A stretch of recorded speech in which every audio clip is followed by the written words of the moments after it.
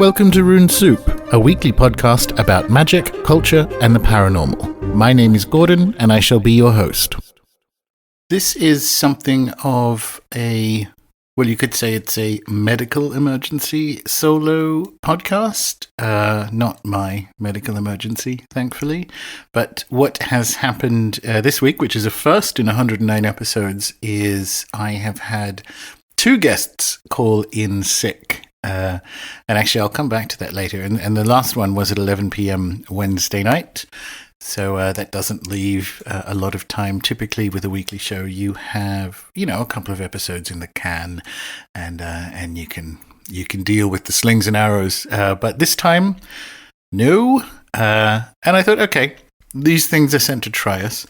So what I will do is get up early on Thursday morning and take the voice recorder out and walk around the farm and talk about a combination of things, moving to the farm and various stories to do with, the first few days of tractor ownership and why I've named a particular tree Donald Trump and so on. And I did. And I got up early and I did this. And I walked back into the house and my partner says, "You have a spider in your beard."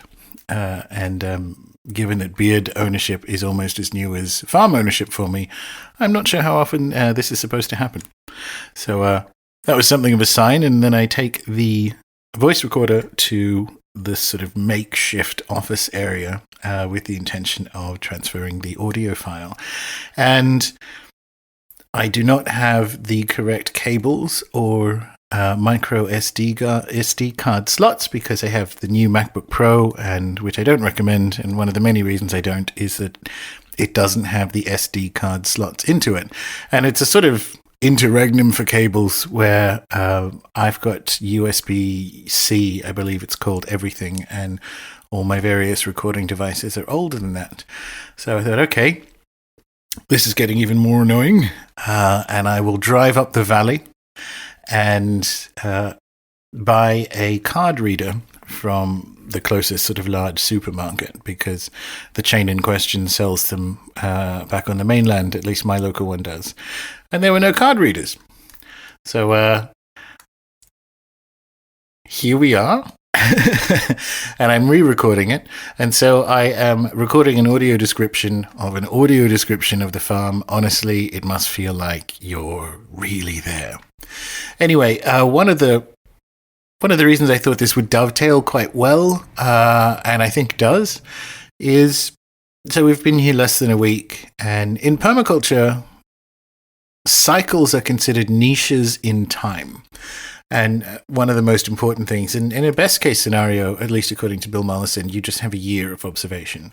And we're certainly pacing ourselves from that perspective, definitely not investing, in a few hundred trees and so on when we don't know enough about how these kind of cycles in time work for our particular landscape. And it kind of goes, obviously you can think of the seasons as well. That's a good example of a cycle in time, or a niche in time rather. But also on a daily basis, you have the impact of the moon exerting a tidal force just as it does in the ocean to the earth. So as it sort of sails overhead, it lifts the earth up and drops it back down. So the earth itself breathes, and you kind of have a lived experience of how cycles work. And this was the kind of through line of my audio tour of the farm. But it's still a valid and I think essential for the beginning of the year topic of discussion. And if you haven't read it yet, Austin Coppock, for my money, has written his best ever article, which is the 2018 overview. He was on the show a couple of weeks ago, of course, and you'll find it at austincoppock.com. And I was reading it. It went live just as I was getting on the ferry to come to Tasmania, and so I message him and say, if I have reliable internet on the ferry, I would like to match some of the things you're talking about to some of the things that Martin Armstrong's Socrates AI has in store for 2018. And one of the many reasons the Lunar Mansion game proved correct, other than the fact I got 0 seconds sleep because it was quite a rocky journey, was there was no reliable internet. So, but I thought I would do that. I thought I would do this discussion as a general match on an audio basis. And I know Armstrong said before that when he was building the model, he looked at astrology and found no correlations with what he was looking at in astrology. And as we know, if you've been listening to this show, if you haven't looked at astrology in the last 20 years, then what you were looking at is baloney, right? It's not very good. And given that he started putting the model together in the 70s, that's not a glorious decade for astrology. And my suspicion is that and you can still find newsletters on Wall Street today that will essentially allocate different sectors to planets. So Mercury is things like communications and telecommunications and so on. And they'll look at what they're doing and make an investment call based on that. And that is garbage. That won't work very well. And if that's what he tried to plug into the model, I could see why he landed there. But one of the things that so interests me about Austin's work is a kind of coherent view of the longer cycles. And given that the sort of 8.6 year beat is so critical to Armstrong's model, I just wonder, and I tell Austin this, like if I ever meet Martin Armstrong, I'm going to force him into a room with Austin and lock the door and make them talk for a couple of hours and see what they come up with. Because let's take, for instance, the sort of big move that we spoke about in the podcast, which is Saturn and Capricorn. Now, we described it as closing out the books, but another way of thinking about that is physicalization. And just to oversimplify things, from an investment perspective, you generally have bonds or you have equities. Again, oversimplifying because you also have corporate bonds and so on. But bonds are debt. Bonds are IOUs. They're not actually a physical thing. Whereas in theory, an equity position means that you have, and you used to have, and technically you can ask for them, actual physical certificates of ownership of little pieces of a real company. And what we've seen now that Dow's at 25,000 and in the first few days of 2018, worldwide stock markets are up over 2%. And every year that's happened, they've ended up over 18% by the end of the year. So that's a physicalization. That is a crash up and return to the real. And it's timed essentially to the day of Saturn in Capricorn. And Armstrong's model has that kicking out to 2022 as a sort of 45,000 in the Dow. And that more or less covers. So from now to the early 20s, it covers this physicalization. And that alone was enough for me when I was reading through Austin's article to say this, what will happen if I go through what Socrates spits out and I look at it next to what Austin wrote? And there's more. So on a yearly basis, 2018 in Armstrong's model shows up as a panic cycle year and a high volatility year. Now, the panic cycle is a transverse wave, which means it's actually on a longer wavelength than even the 8.6. So it's not like, I mean, certainly it may seem like it if you follow the news too closely.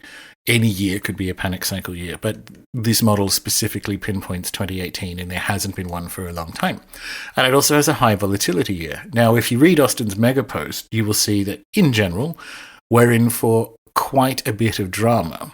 So that sort of panic volatility index, not that there is one in this exact instance, peaks on both of these models. So, and that's the standout for the year from an astrological perspective and also an Armstrong perspective. And if you sort of break it further down into chunks and quarters, from an Armstrong perspective, it's choppy every other month until July, which is when we get the lunar eclipse in Aquarius conjoined to retrograde Mars, which is one of the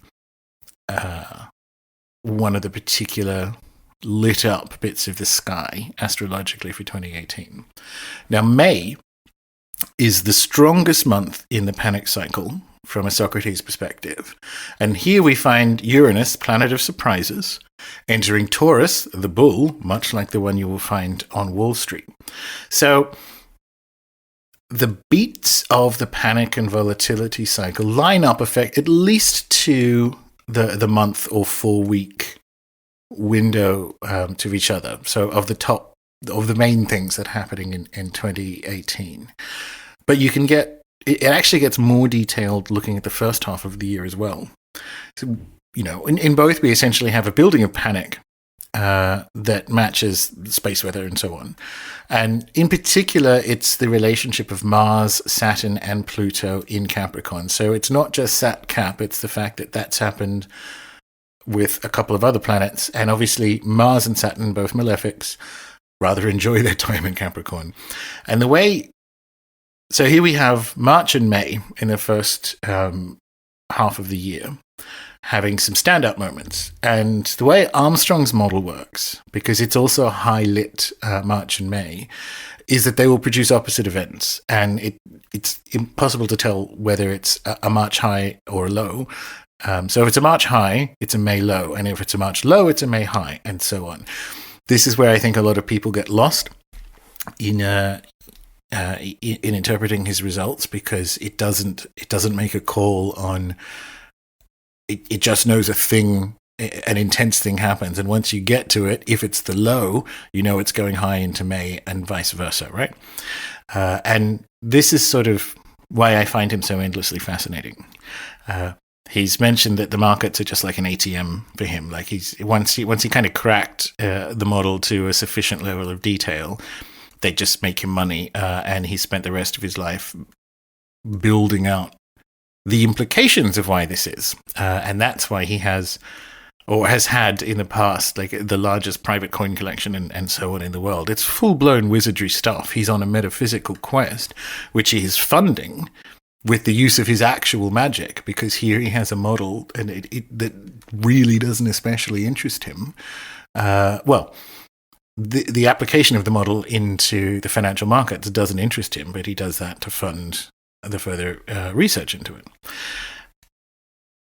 And I guess in many respects we should expect, if these are both partial descriptions of the sort of cyclical nature of the universe, to have more overlaps than non-overlaps. And particularly when it gets to years like 2018, which have a hyper-focus just on a personal level about what's going on in the world, and on a global level, because the macro strategy of planetary governance is being rearranged. So everyone is watching this closely. And there's more, and I expect, given that there's sort of panic and volatility cycles and so on, I expect that, particularly with the repeat of the eclipses, more, if you can believe this, more wackiness from a particular US political perspective. And there are any number of them. So later on in the year, there's the partial Leo solar eclipse in August. And as the eclipses come in groups, right, they do kind of stay on the same message. So even though it's a Eurasian eclipse, it's a Eurasia plus American eclipse, and you just kind of got to look at the world and go, well, that could be anything. But it's the timing part that's interesting, because in between the August solar eclipse, partial solar eclipse, and Mars stationing direct and leaving Saturn and Pluto alone in Capricorn in early September, that's the highest volatility of the whole year in the Socrates arrays. So we've kind of got like 1, 2, 3, 4 line-up matches between both of the models. And at least part of it, I suspect, is that these models are both improving. He's, out of prison now and has clients and so on, and computing technology is improved and so on. So I expect his model is getting better, and certainly we're in the midst of an astrological renaissance, which we've had multiple guests on the show to talk about that. So it's kind of a good time for cycles, right? And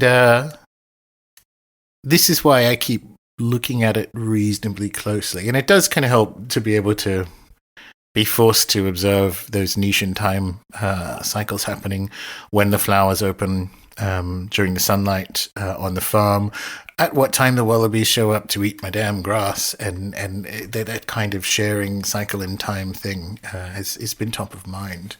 But I want to bring this back to plagues and volcanoes, because, as I said, we've had two guests drop out with severe flu this week, and you may have seen some of the news. For once, the warnings to do with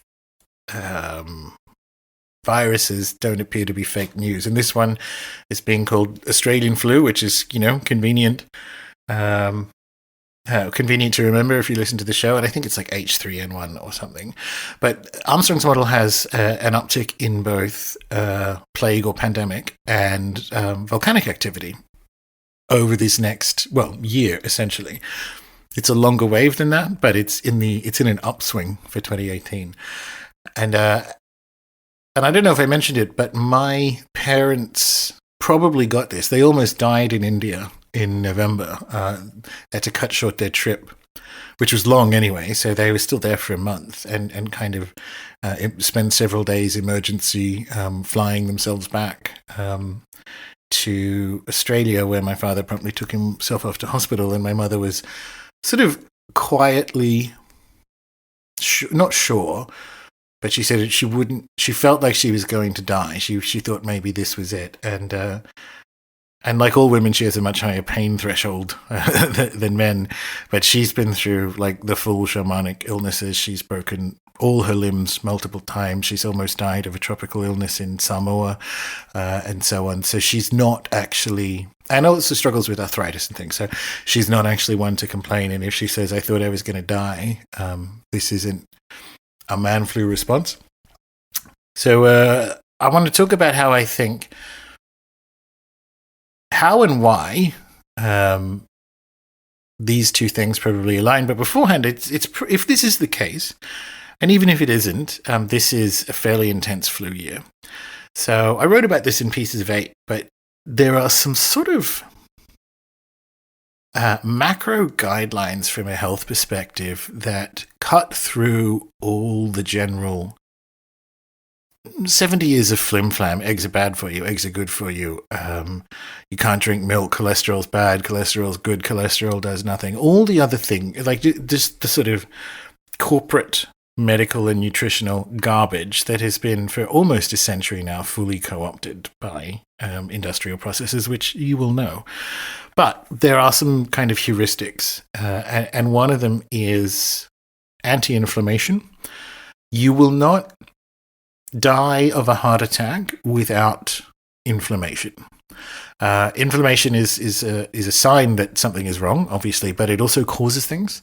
So rather than trying to do that, unless you are a medical professional, but rather than try to go down the rabbit hole of precise diagnosis, from a supplementation and breathing and physical activity perspective, anything you can do to reduce inflammation across the board is better. And the same thing goes with boosting your immune system, obviously. If you live in the modern world in the 21st century, you are immunocompromised anyway. And don't just think, oh, I'll go and get some echinacea and vitamin C. There are some very precise natural supplementations. And again, I don't want to go into any more detail than that, because you'll have a different, health spectrum. You may be pregnant, you may be whatever. So obviously make sure that whatever you embark on isn't contraindicated with whatever else is going on. But if you kind of have these two locked down, this is probably a really, really good idea, given that this, I think it's H3N1, has showed up, as has the actual plague, apparently, in, I think it's Madagascar.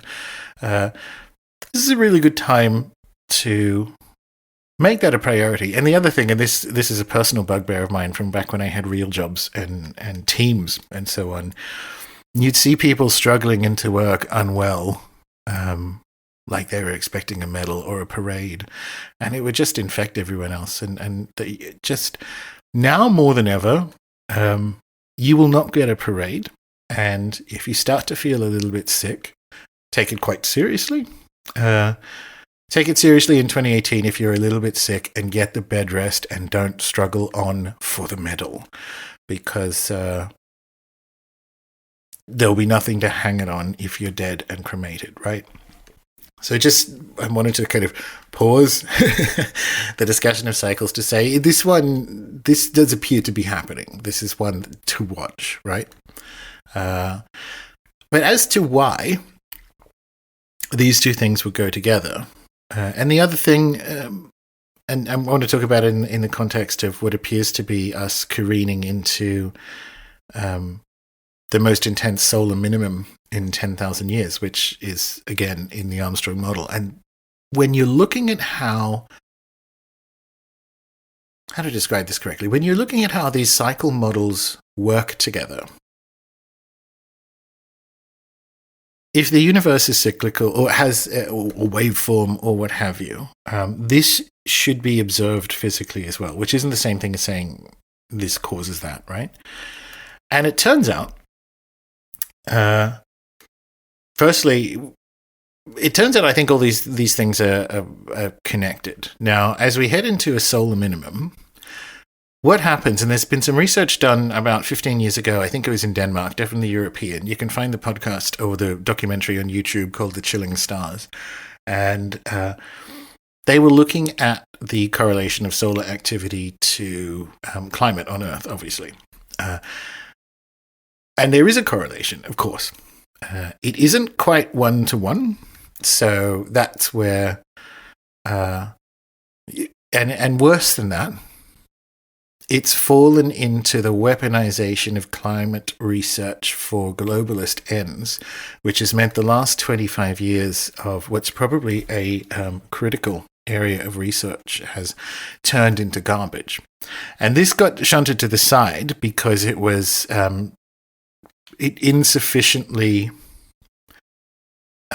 gave insufficient weighting to your Cadillac's contribution to the warming of the Earth, which is unilaterally and wrongly decided at whatever it is, 0.1% or something, which is absurd.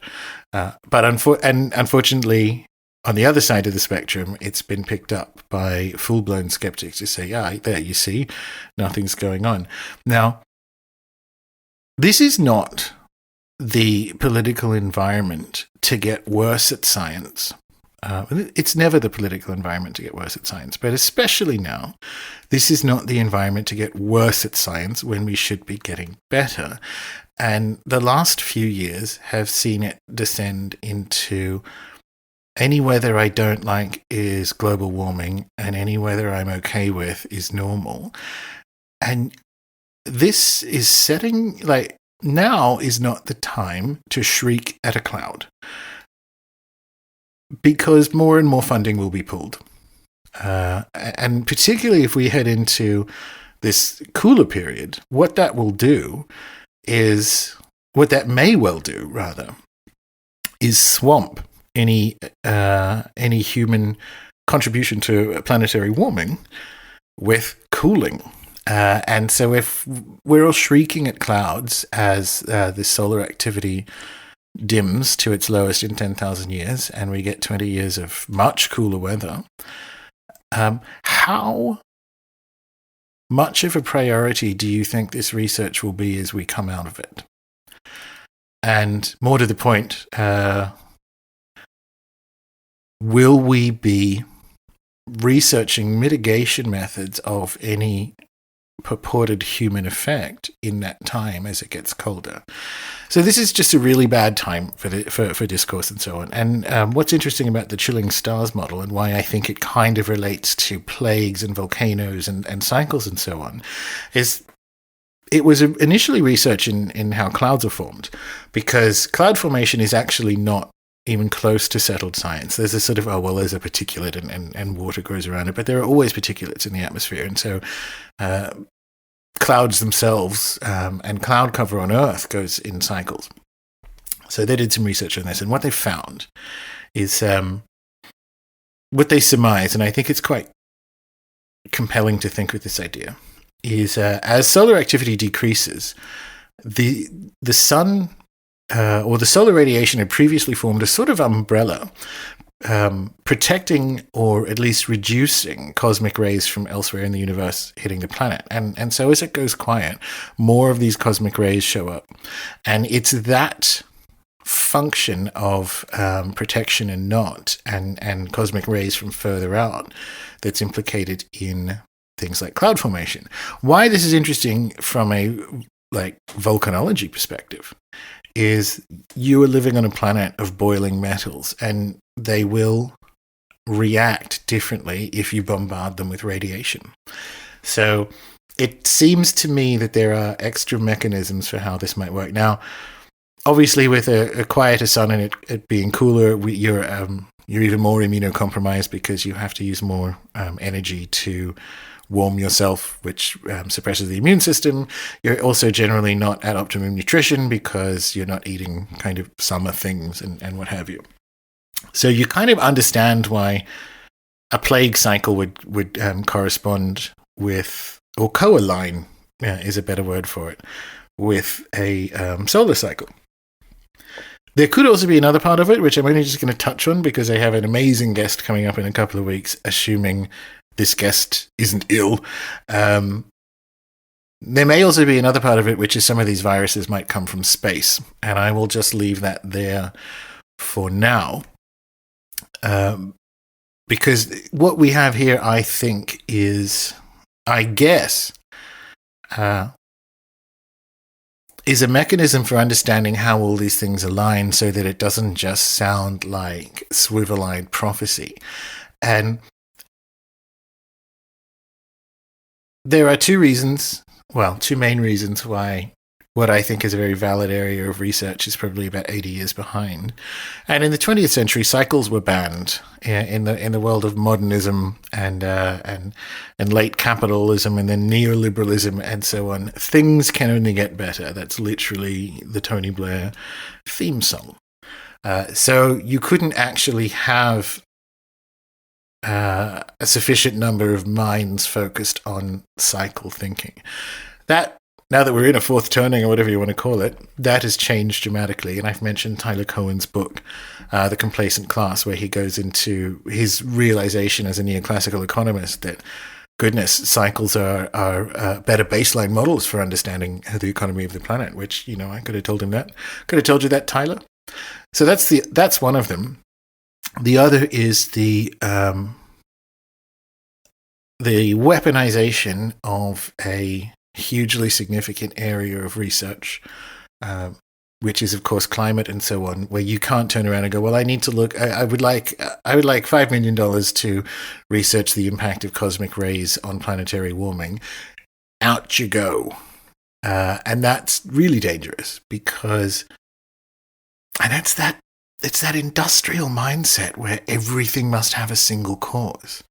Anyway, so the upshot of these challenges, and it's sort of shades of Thor Heyerdahl, particularly when it comes to the chilling stars research, is that it turns out they were right. And now their thesis is being snuck back into the discourse without any of their names on the papers in a watered down form and so on, because it does appear to be happening.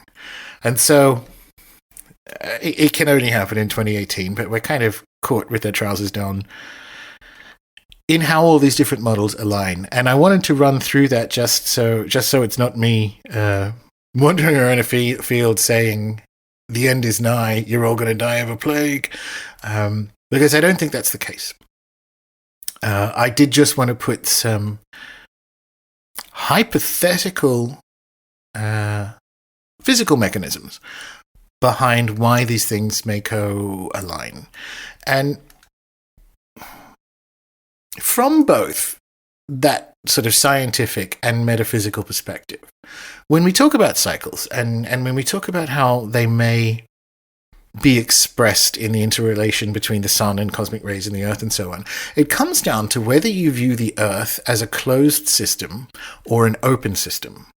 And it is a sort of fiat declaration of materialist science, whether it's biology or volcanology or whatever, to view what they study as a terrarium and to look at what's inside the terrarium. And this is another one of those dumb holdovers from the 19th century, from before we became however spacefaring we are right now, before we are technically a spacefaring civilization. So before we became spacefaring, it's almost just convenient to say, well, let's just focus on the Earth. And this idea, especially as it's a cross-domain area of research, hasn't landed the way it should. And in any of these disciplines, and we would expect, and we can say this, but saying this has some very specific implications. We would say the Earth is an open system. It's not a terrarium. So you can look for causal or contributing factors off planet rather than just exclusively under the glass. And this sort of, well, not just this hybrid metaphysics, frankly, any magical worldview worth its salt only works on Earth if the Earth is an open system. And because they all kind of have to have, one way or the other, a cyclical nature of reality as one of its fundamentals. So rather than a kind of end is nigh discussion, I thought kind of putting some potential or tabling some potential mechanisms for how these things might align in what's going to be a dramatic year seemed the opposite of the end is nigh, because we find some optimism in it. So the overriding message is the opposite of panic in a panic cycle, because this is 1 year in the model where that happens, and next year it will be next year. And as Austin said on the show the other week, winter is no longer coming. Winter is here. And I just find that motif interesting as we head into the cold as well. But the arrival of winter, and I know it's a glib thing to say, but it's true on a planetary and individual basis, means that spring is around the corner as well. So this is the reward for thinking with cycles. This is why, by and large, astrologers tend to be calmer people, because you kind of have an awareness that between now and, January 10th, 2019, things are going to bounce around.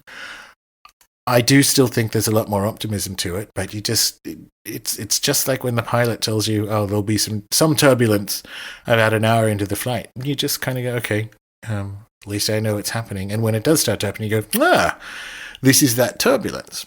So that's the message. The message is inevitably be not afraid. Be not afraid. And winter is here. And spring comes after that.